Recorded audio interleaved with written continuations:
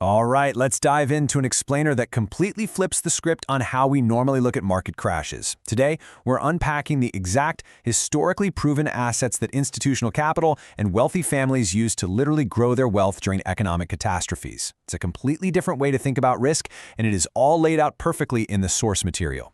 Here's how we're going to break this down today. First, a tale of two portfolios. Second, the crisis transfer theory. Third, the four crisis assets. Fourth, the standard portfolio trap. And finally, reading the warning signals. Starting right off with Section 1, a tale of two portfolios. Okay, check out this perfect micro story from March 2022.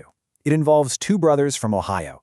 Both of them had the exact same income, and they both invested exactly $800 a month for 3 years. But this perfectly illustrates the stark contrast in their strategies. Jake went with the standard playbook, S&P 500 index funds, a little Bitcoin, and out of his roughly 29 grand invested, his account dropped to 24,100. So he took a hit of about 4,700 bucks. But his brother, Mike, used what their grandfather called crisis assets, these outdated, super boring assets. Mike invested the exact same amount of money, but his account skyrocketed to $51,300.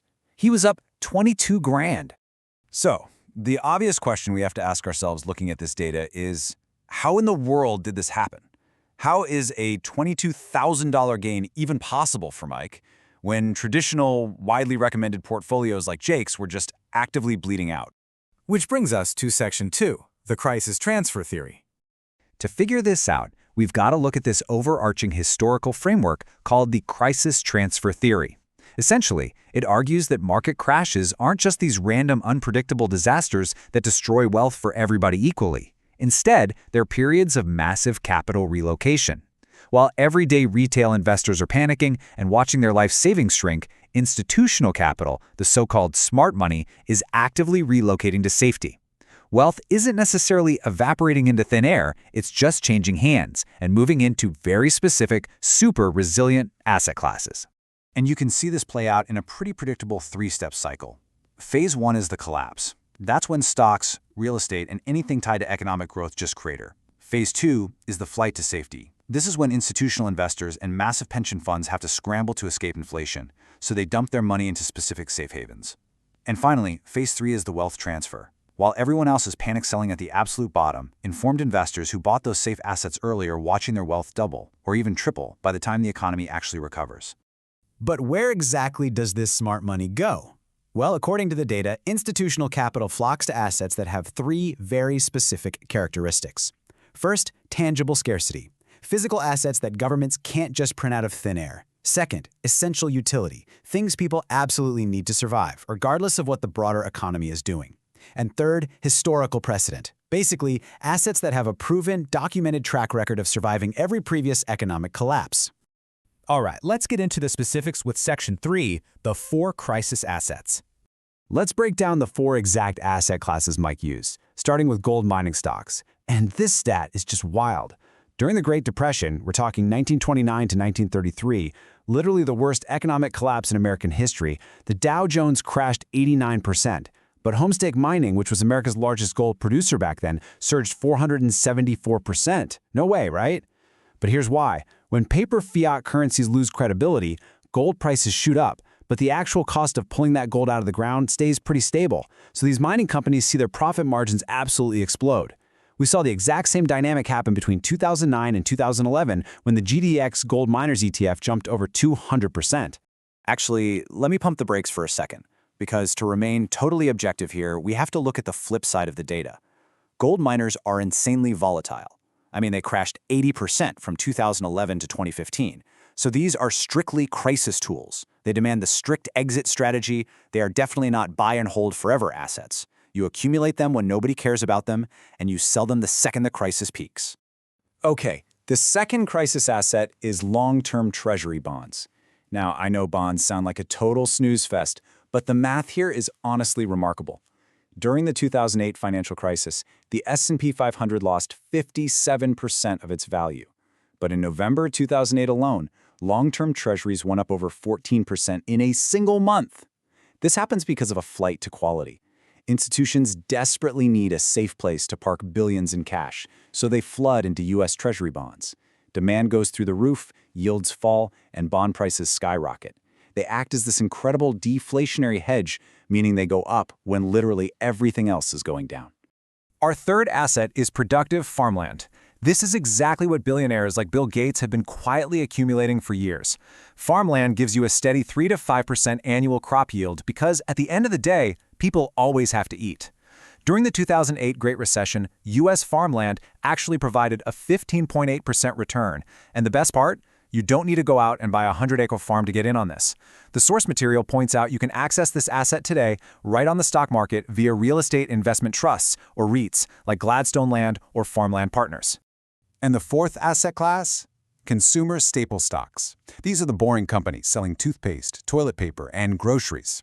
During the 2008 crash, while the broader market fell 57%, the consumer staples sector ETF only dropped 28%. And individual companies with massive pricing power did even better. Walmart actually went up 18%. McDonald's went up 6%.